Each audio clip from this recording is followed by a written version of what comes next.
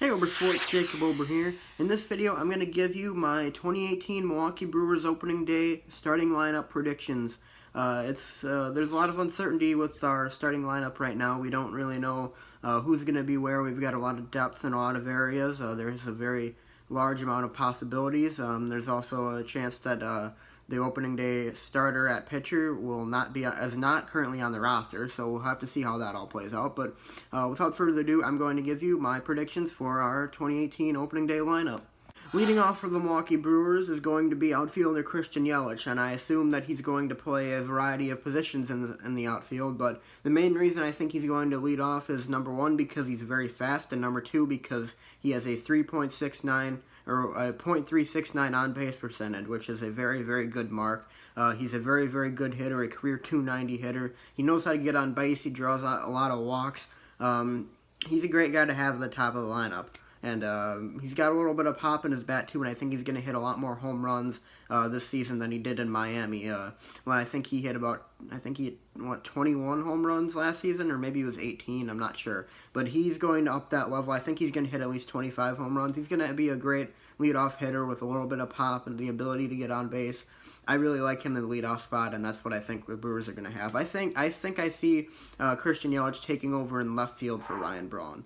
And our two-hole hitter is going to be the newly acquired Lorenzo Cain. So our two newly acquired guys are going to be our first two guys leading off the batting order for the Milwaukee Brewers. And the main reason being, Cain is also a guy who has the potential to lead off, and the Brewers could very well go with Cain over Yelich as well. Cain has a 342 on-base percentage. He's very, very fast, faster than Yelich. He gets on base a lot. He draws walks a lot. He's a very, very similar player to Yelich, and he's a very, very good defender in the outfield as well. I have no doubt that he's going to start in center field for us on opening day. And my prediction is that he's going to be second. They could flip-flop this. I could very well see Cain leading off and Yelich hitting second as well. I'm not sure exactly how that's going to go down, but regardless, I think these are going to be our two guys at the 1 and 2 spots. At our 3 spot, I still think he is the best hitter on the entire team. It's Ryan Braun, and Ryan Braun has been battling injuries for a long time now. He missed a lot of last season with injuries, but he still managed to hit 17 home runs and with 52 RBIs. He's a very, very strong hitter at it when he is fully healthy, and the Brewers will be getting him at full health this season. If Braun can stay healthy this year, and at least limit the amount of injuries that he sustains or limit the amount of time that he misses, I think he's going to be one of the best players on the team once again. He is a very, very good hitter. His defense is starting to fall off a little bit in outfield, and that's why they've been talking a little bit about moving him to first base, where he might platoon there with Thames. We have to see how that happens in spring training, what happens there. But for right now, I think that Ryan Braun is going to move to right field. And the reason I think that is because I think Domingo Santana is going to be traded. I think we're going to trade him for some sort of pitcher. I think he'll be a centerpiece of a deal. And Ryan Braun will switch on and off with Thames at first base. And I think his primary position in the outfield is going to be right field.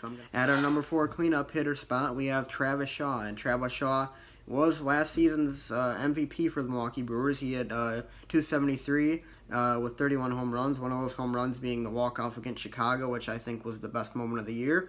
Travis Shaw is the future at third base for Milwaukee. He's a great defender. There's really not much else more to say about him. I mean, he's clearly the team's cleanup hitter at this point. He's a very, very strong hitter. He hits a lot of home runs. He has a lot of power, and he has great defensive prowess. I can't see any reason why anyone else would start over him, barring a significant injury. So Travis Shaw will be our third baseman, and he will hit number 4, in my opinion. At the 5 spot, we have Eric Thames, who is going to be our opening day starting first baseman. As I said with Ryan Braun, I think that this might be a platoon area with Braun and Thames. That kind of leaves Jesus Aguilar as the odd man out. He had a very good season last year. He hit for average better than Thames, but I think Thames is the better impact player, as you would say. I think Thames will get the starting nod at first base unless Aguilar proves himself on spring training and Thames kind of falters off. We'll see how that goes, but Eric Thames, he hit 31 home runs last year. He hit 247. He had that blistering hot start where he hit 11 home runs in the month of April. Kind of fell off a little bit from there, but he came out clutch for the Brewers at many points in the season, including that walk-off on June 17th against the San Diego Padres, which was one of the highlights of the season. He had numerous clutch home runs, clutch hits. I think he's one of the best clutch players on the team right now, and I'd love to have him back at first base, and I think that's where he's going to be this season, and I have him hitting at the 5 spot. In the 6th hole, I have Manny Piña, who was the Brewers' catcher that got the most time last season, right next to Stephen Vogt. Manny Piña hit 279, which is a really good mark for a catcher. He had 9 home runs with 43 RBIs. Plenty of clutch moments from him as well, including that dramatic Mother's Day home run in the bottom of the 8th inning that gave the Brewers the lead to complete the comeback. Manny Piña is also one of the best defensive catchers in the game. He led the MLB in pickoffs, and honestly, I think he's one of the most severely underrated players in the game right now. A lot of people really don't give him a lot of credit for what he did last season, but I watched the Brewers. You probably watched the Brewers. We know how good he is, so that's all that matters. Manny Piña is my number 6. My number 7 hitter is going to be Orlando Arcia. And Orlando Arcia last season hit 277. He was really, really good with his glove, and he made impressive strides in his offensive game at the plate. There was a lot of concern going into the season because he hit just 219 the year before, but he proved himself. I think he had 15 home runs and 63 RBIs, and I think he can hit even more home runs this season. Orlando Arcia, one of the best defensive shortstops in the game. Another one of those very overlooked players that people don't really talk about, but is still up there with the best of them.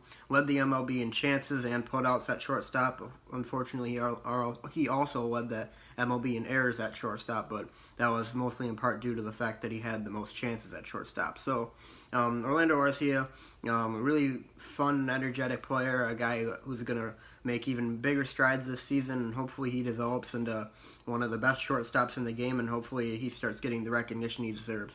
Orlando Arcia is my number 7. Coming in at the number 8 spot, I'm going to have Jonathan Villar, and this is going to be a really good battle in spring training to see who comes out on top as the starting second baseman. It could be a variety of guys. It could be either Eric Sogard, Jonathan Villar, or Hernan Perez, but I'm going to give this to Jonathan Villar.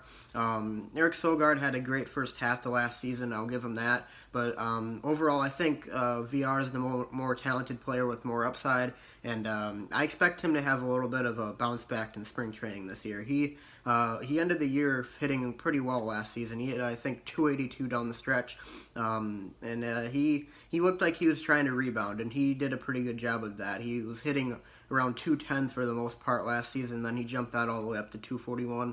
I hope he can get it back together this season, but as of right now, he would be the weakest hitter on this Brewers roster in terms of average if he starts. But I'm going to give it to Jonathan Villar. I still have confidence in Villar that he can turn it around. If he can't, then we're obviously going to be on the market for a second baseman this season, but I think that the platoon of Eric Sogard, Jonathan Villar, and Hernan Perez can work this season. So I'm going to give Jonathan Villar the starting nod at the number 8 hitter at second base. And last but not least, we have our starting pitcher, which is going to be Chase Anderson, who will start opening day for the Brewers this season. Chase Anderson had a very surprising year last year. He had an ERA of 2.89. He was injured for a part of the season, which affected his numbers a little bit. I think he would have had more wins, but Chase Anderson's clearly the best and most proven pitcher on the roster right now, save for Jimmy Nelson, who was going to be out until June or July with that elbow injury. But I'm really looking forward to see Chase pitch this year. Chase the Ace, as they called him last season. That was fun. Unless the Brewers make a move for a guy like Chris Archer, which is not out of the realm of possibility, or someone like Jake Arrieta, I could totally see them starting on opening day too. And if we do acquire someone like that, I have no doubt in my mind that they probably will be their opening day starter. But Chase Anderson for right now is the best pitcher on this roster, and he deserves the starting nod, and I'm going to give it to him. Chase Anderson will be the starting pitcher for opening day, and he will be the number 9 hitter for the Milwaukee Brewers. So to recap my list, that was Yelich at number 1, Cain at number 2, Braun at number 3, Shaw at number 4, Thames at number 5, Piña at number 6, Orlando Arcia at number 7, Jonathan Villar at 8, and starting pitcher at number 9, Chase Anderson. Anyways, that's all I have to say in this video, guys. I hope you enjoyed it. If you have any other ideas or any other predictions for the Brewers this season, or that any other ideas for our starting opening day lineup, let me know in the comments section. Just keep it civil. Be sure to leave a like and subscribe, guys, if you're new here. Be sure to follow me on Twitter at oversports41512, and I'll see you guys next time.